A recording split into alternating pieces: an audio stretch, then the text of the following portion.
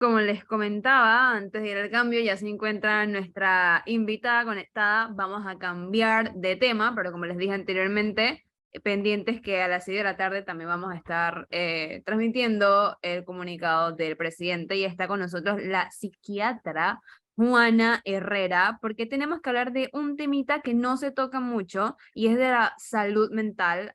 Hay personas que consideran el tema de la salud mental un tabú y no debería ser así. Y hay otro tema, salud mental en tiempos de Navidad y Año Nuevo, de festividades patrias. Y aquí está con nosotros la doctora Juana Herrera para conversar un poquito más sobre este tema y explicarnos qué es lo que está pasando y aconteciendo con la salud mental.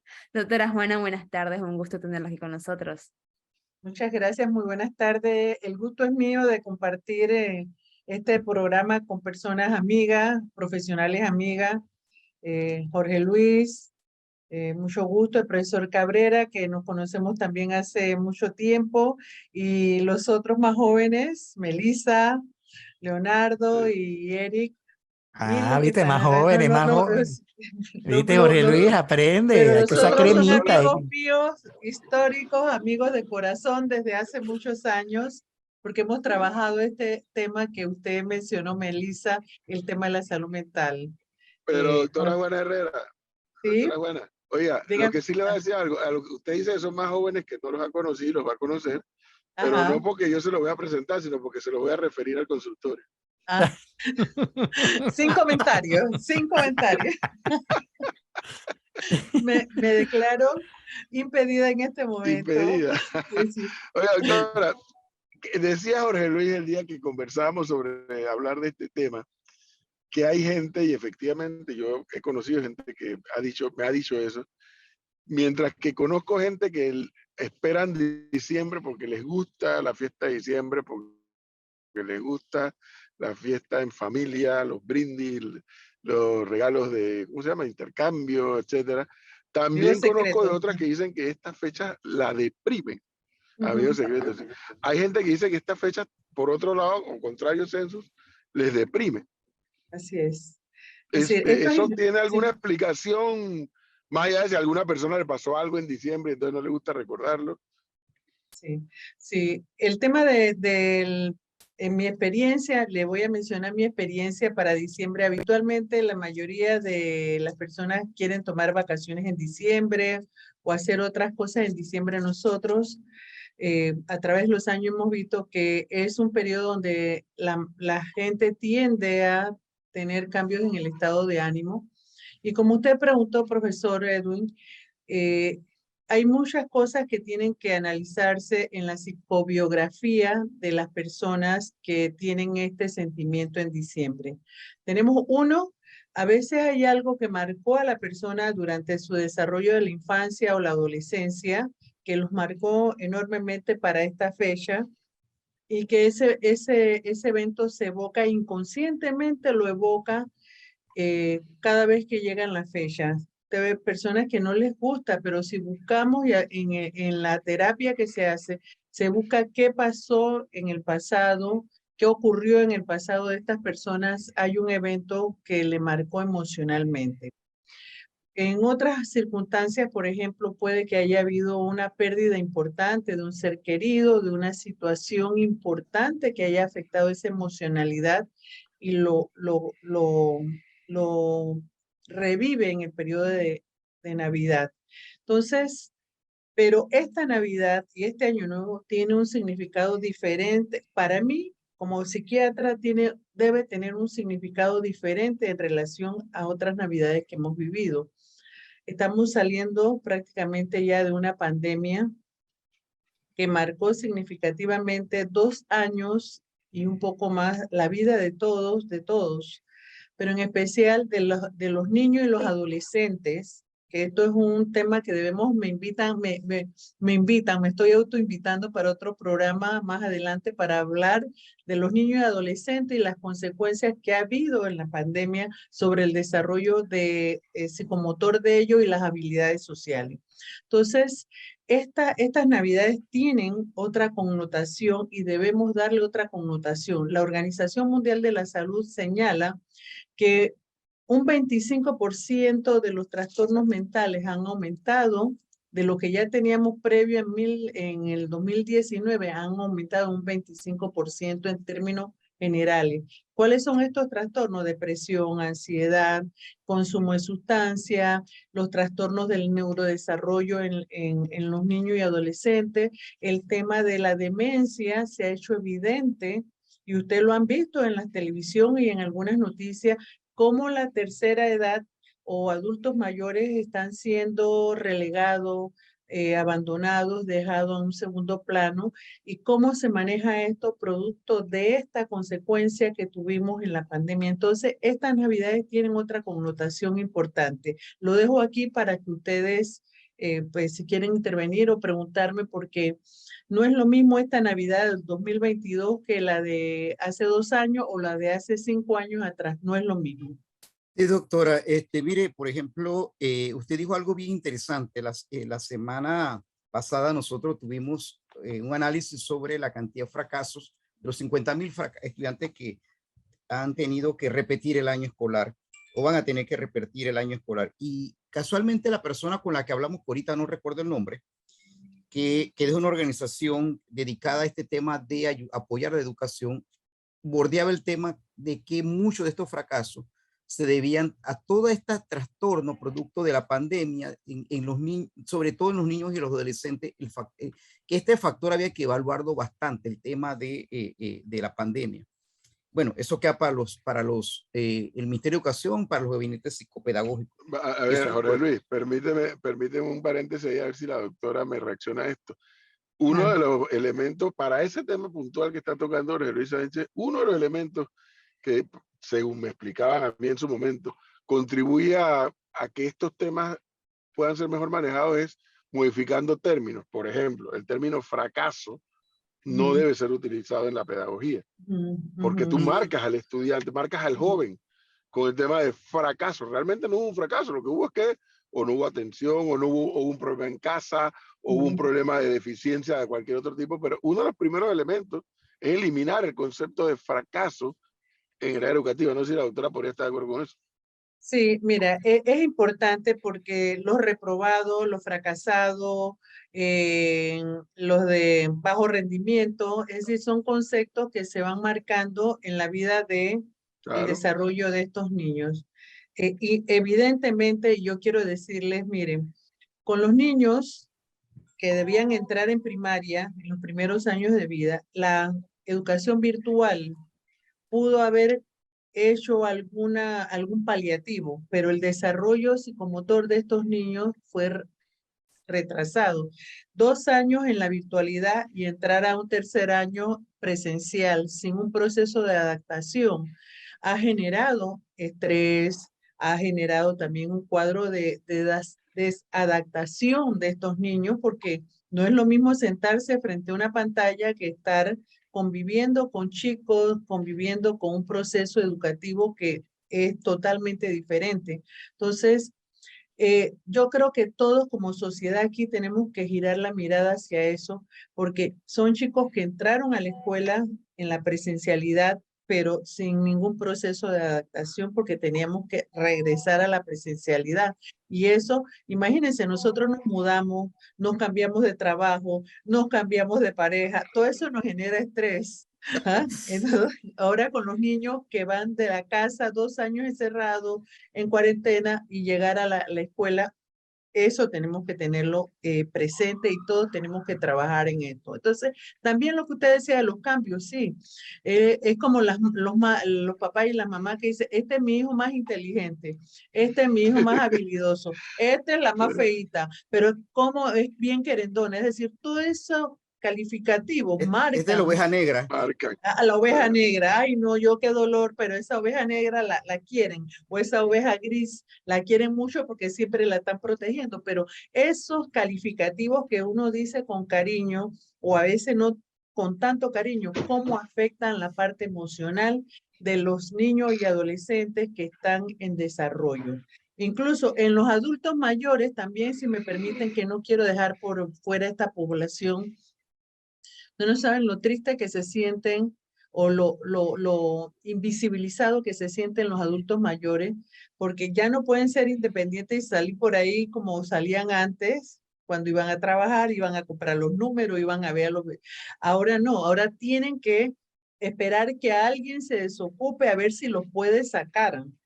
Y Ujú. cuando van a hablar, le dice, cállate, que ya, espérate, déjame hablar. Entonces, después de ser tan productivos, después de ser unas personas que aportaron a su familia y aportaron al país, están en una esquina. Entonces, esos seres humanos también se ven bien afectados con cuadros de ansiedad y cuadros de depresión. Y a veces tienen el trastorno mixto depresivo que llamamos nosotros, que tienen ambos en conjunto, no solamente uno por cada lado, sino mezclado. Doctora, cuando yo le iba a hacer la pregunta, era porque usted mencionaba algo que es cierto, la OPS habla de un 25% de incremento de los casos incluso el otro día vi un artículo sumamente interesante que hablaba de unos psiquiatras que hablaban de la pandemia silenciosa, que es más que nada el resultado de todo lo que hemos ido acumulando sobre el tema de salud. Casualmente, para el Día de la Salud Mental hablaban de la pandemia silenciosa. ¿Y por qué hablaban de esto? Y es algo que yo le he preguntado en otras ocasiones, preguntaría que la gente acá igualmente lo viera en esta época. La gente a veces siente que no duerme bien, y dice, yo no tengo depresión, yo no estoy ansioso, yo no me siento deprimido. Algunos como yo no duermen bien desde hace muchísimos años de vida, pero hay gente que, una vez un muchacho psicólogo me decía, ojo, cuando comienza a descubrir cuando tu estado de depresión, y cuando la depresión se repite o la ansiedad se repite en 2 o 3 procesos por mes, tienes que comenzar a preocuparte. Díganos, por ejemplo, esas claves de que la gente común y corriente, que creemos que tenemos todos nuestros conductos neuronales conectaditos y bien bonitos y que no necesitamos nada, pero que por dentro llevamos esta ansiedad y no sabemos cómo afrontarla. Y la manifestamos en no dormir, en otras cosas. Sí, mire, dos cosas. La ansiedad y la depresión y los trastornos mentales tienen cambios neurológicos, neuroquímicos a nivel cerebral. Es decir, que eso no es que si yo me sacudo así o pongo de mi parte, ya se me va. Dejo esto sentado para los que nos están escuchando. Y dos, lo que ha mencionado usted, Jorge Luis, es importante porque muchas veces las personas van al médico, no van a los especialistas, ni psicólogos, ni psiquiatras, sino que van al médico diciéndole, doctor, yo no puedo dormir, y le mandan un ansiolítico para dormir. Pero ¿desde cuándo no puede dormir? ¿Cuál es su forma, su patrón de no dormir? Porque no es lo mismo yo acostarme y no poder dormir y doy vuelta en la cama y voy vuelta en la cama y agarro el celular, prendo la televisión para ver cuándo me entra el sueño. Ese es un tipo de insomnio de inicio, un tipo de insomnio de inicio que habitualmente está asociado con los cuadros de ansiedad. Otros te dicen, yo me acuesto, doctora, me duermo enseguida como si que hubiese trabajado una jornada todo el día, pero cuando son las 2 de la madrugada me despierto y no ha habido un solo sonido, nada, ningún estímulo y me despierto y de ahí no puedo dormir más. Tengo que hablar con el techo en silencio porque mi pareja o no quiero molestar a los demás. Es la techoterapia que llamamos nosotros. Entonces, ¿qué pasa con esto? Habitualmente es el insomnio de lo que es el insomnio de depresión. Entonces, pero a veces los médicos, ¿qué hacemos? Le damos medicamentos para que duerman. Para que se tranquilice, pero no buscamos la causa. Entonces tenemos que preguntarle que si he perdido el apetito o si como más, si estoy irritable, si tengo pensamientos negativos, si veo una película y se me aguan los ojos, se me salen las lágrimas, si se me olvidan las cosas donde las dejé. Es decir, sumando todo esto, de más de 14 días, ya estamos hablando de un cuadro depresivo o de un cuadro ansioso. Entonces, es importante que las personas rompamos este silencio, hablemos con más claridad de cómo me siento, de no tener miedo, sobre todo los varones de todas las edades, de hablar cómo me siento, porque a veces no quieren hablar porque le van a decir que, como yo voy a decir que estoy deprimido. ¿Cómo yo voy a decir que estoy llorando a cada rato por ahí solito? ¿O cómo voy a decir que tengo miedo de lo que me va a pasar en el futuro? Entonces hay que romper ese estigma, hay que romper esa actitud, todos los que lo sufrimos y los que nos están escuchando, porque es importante comunicar las emociones. Entonces Doctora, sí, ajá, sí, ¿cómo se Leonardo. controla, cómo se controla esas emociones? Obviamente controlar la palabra es difícil, pero ¿cómo se enfrentan las emociones? Primero hay que aceptarlas, ¿no? Sí, primero yo tengo que conocerme, es decir, desde cuando yo empecé a no tener un sueño reparador, desde cuando yo empecé a pelear y explotar, desde cuando yo empecé a contestarle feo a la gente que está cerca de mí, a mis compañeros de trabajo, que me dejen hablar, que no me dejen hablar, Antigrosita, es decir, malparado. todas estas cosas, como dice el profesor Edwin y Jorge Luis, son elementos que me dicen a mí que yo ya estoy teniendo un tema. No es, mire, no todos somos psiquiatras, no todos somos psicólogos, pero cuando hay más de 14 días con síntomas de intranquilidad, de pérdida de interés en las cosas que a usted habitualmente le gustaba, que no puede dormir bien, que se siente triste, 14 días en adelante, ya yo tengo que buscar un tema de ayuda. Y lo otro es que empezamos a ver cuál es la intensidad de esto, si ya está comprometiendo mi día a día, que al día siguiente estoy muy irritable, que no me concentro, etcétera. Ese es el sonido de que, ajá, sí, no sé si te contesté, Leonardo. Eh, Sí, eh, perfecto. bueno, doctora, también, por ejemplo, usted mencionaba, y cuando hablábamos, iniciábamos, el profesor Cabrera lo planteaba para esta fecha, porque la gente lo plantea, y usted lo decía muy bien, hay veces que muere un familiar para esta época, se cumple un año del fallecimiento de la persona, y la persona, pues, si es una persona cercana, pues genera dolor. Pero también hay veces que hay pérdidas de empleo en esta época. Ajá. Hay pérdidas de empleo. Por ejemplo, ahorita hablamos de la mina. ¿Cómo se pueden sentir esos trabajadores en este momento? Es que esto es importante, las pérdidas únicamente y la mayor pérdida es de un ser humano querido, un ser querido que amamos. En la pandemia perdimos a mucha gente, tanto familiares como amigos y Exacto. conocidos y compañeros de trabajo. Eso es un tema de duelos a veces no resuelto que tenemos que ir trabajando. Lo otro, la pérdida de casa, de carro, de trabajo, bueno, se pierden esas dos cosas antes por no tener trabajo y eso. Es una situación difícil, es una situación difícil, pero mi trabajo y mi tarea es mandarle un mensaje a esas personas que si yo me siento tan agobiado, tengo que buscar ayuda porque no me puedo quedar en la casa acostado o no puedo dejar que los pensamientos negativos me sigan abordando.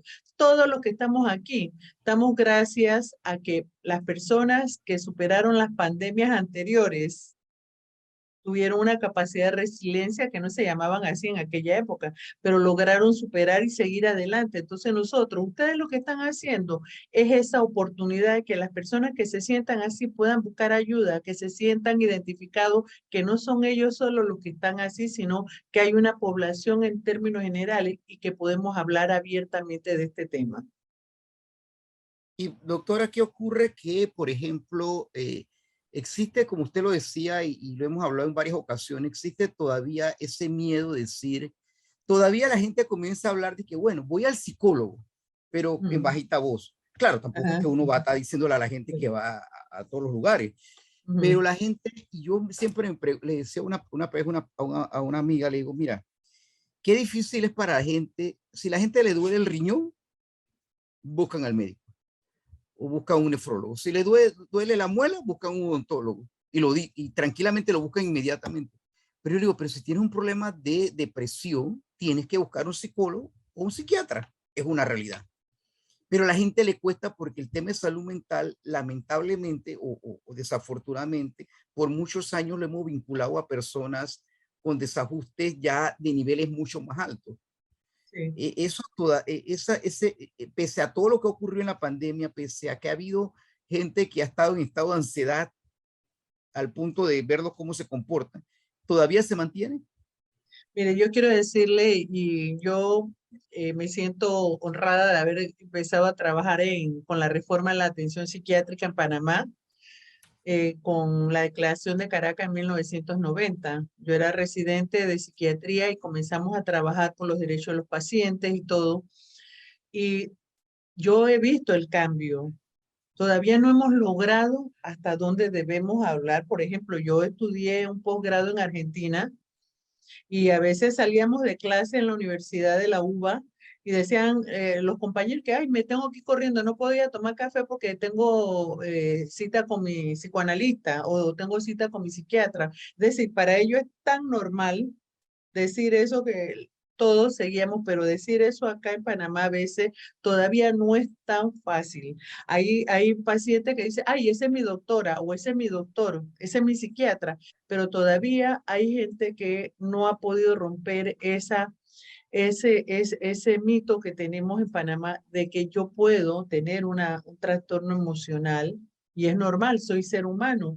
Las emociones se hicieron para los seres humanos. Incluso usted ve, usted tiene una mascota y la mascota percibe cómo uno se siente.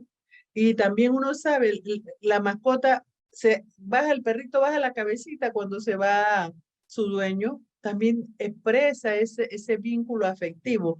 Entonces, sí tenemos que seguir hablando. Afortunadamente hemos mejorado, pero todavía hay rechazo y todavía hay estigma que la gente no se atreve a hablar. Y en especial los hombres, ojo, estoy hablando para ustedes también. Ustedes tienen que romper esa situación porque a veces son débiles, como está diciendo esto, pero el hombre sufre mayores consecuencias si no habla, porque en el tema del suicidio, por ejemplo, nosotros tenemos 80%, 80-20, 79-21, 79 hombres por 21 mujeres, 80-20. Entonces, eso tenemos que cambiarlo. No es que más mujeres que, no, tenemos que cambiar que hablen para poder salvar más vidas. Entonces, yo quiero decirles a ustedes que es normal que uno sienta que quiera llorar. ¿Para qué están las lágrimas aquí? No, nada más para humedecer los ojos, también para llorar. Y lloran hombres y mujeres. Entonces, es importante que ustedes no son extraterrestres, son seres humanos que necesitan ayuda también y deben pedirla.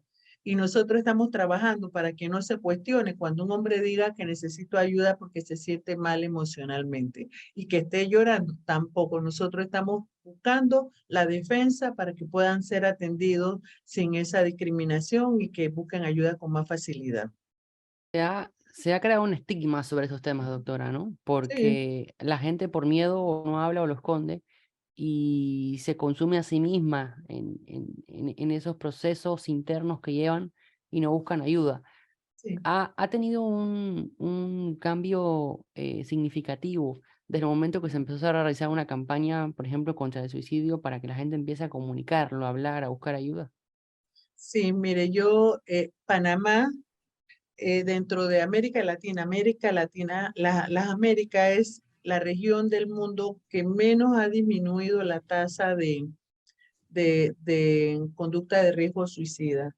Sin embargo, Panamá, de todos esos países, es el que menor tasa tiene de suicidio. Eso habla de lo importante que ha sido la participación de los medios de comunicación. Usted ve que aquí en tiempo de pandemia se habló por todos lados a toras, se hablaba de depresión, de ansiedad, del sueño, del insomnio, en los medios de escrito, en las redes. Eso ayudó muchísimo a que nuestra población comenzara a buscar ayuda o llamara o se sintiera un poco más apoyada. Entonces, pero el estigma ese que sigue, yo siento que todavía tenemos que ser más enérgicos, hacer campaña no solamente en octubre o en septiembre, que son el Día de la Prevención de la Conducta Suicida o el Día de la Salud Mental a nivel mundial, sino tener un sistema permanente. Y ustedes que son comunicadores, es importante que nos orienten a nosotros los profesionales de la salud, cuándo hacerlo para que pueda tener efecto y cómo hacerlo más efectivo. Porque yo puedo querer hacerlo toda la semana, pero ustedes saben que después de una semana del mismo tema, ya la gente no presta atención. ¿Ah? Así Entonces, es. ¿cuándo hacerlo? Le toca a ustedes decirnos a nosotros decirles cómo podemos hacerlo, qué debemos hacer porque ustedes han visto que han cambiado y han modificado mucho el tema de eso. Antes yo leía hace años atrás, se tiró y se reventó los sesos. Así salía en el periódico. Ujú. O se sacó punto suspensivo, pero no lo decían sino así, ¿no? Entonces ya eso ha ido cambiando, pero tenemos que seguir trabajando porque lo que nosotros digamos puede ayudar a que la persona busque ayuda y valga la redundancia, o que la persona diga, yo voy a imitar tal situación. Entonces, sí hemos mejorado, pero tenemos que seguir haciendo campañas importantes. Panamá de verdad que ha avanzado. Yo quiero decirles que OPS OMS ha reconocido el rol que ha jugado Panamá en Centroamérica en el tema de salud mental. Es importante que ustedes que nos han ayudado sepan eso. Panamá ha sido reconocido y yo creo que tenemos que seguir trabajando mucho más todavía. Doctora, Doctora, ¿qué dele, puede hacer Melissa. una persona que se ha quedado sin trabajo y no tiene cómo pagar una consulta en un psiquiatra, bueno, en un psicólogo primeramente? Sí, ¿Cómo mira, puede hacer? nosotros le decimos a las personas que el centro de salud y bueno, no puede ir al seguro porque aquí en Panamá, pero en el interior está integrado. En muchas provincias el seguro y el MINSA atienden, buscar atención. Hay enfermeras de salud mental. Nosotros no solamente nuestras enfermeras son clase A en la vacunación, las enfermeras de salud mental son mujeres y hombres muy comprometidos con este tema y ellos hacen un primer abordaje. Si no está el psiquiatra, o si no está el psicólogo, si están ocupados o están atendiendo, la enfermera de salud mental en los centros que hay son importantísimos. Ellos hacen un abordaje y van y tocan, doctora, doctor, tengo un paciente que tiene ideación importante, hay que atenderlo rápidamente. Es decir, que no es solamente ir donde el médico o el psicólogo, sino el equipo de salud mental que hay. Y bueno, y si no hay dinero para pagar la consulta en el centro de salud, Trabajo Social le dice, no tiene condiciones y se le da el medicamento o se le da la consulta gratis. Es no esperar solamente tener dinero para ir a un lugar. Bueno, el que tiene puede ir, pero los centros de salud tienen equipos de salud mental. Mire, nosotros ahorita en mitad de pandemia reforzamos algunas provincias que no tenían los psiquiatras porque no se habían formado en más de en las cantidades necesarias.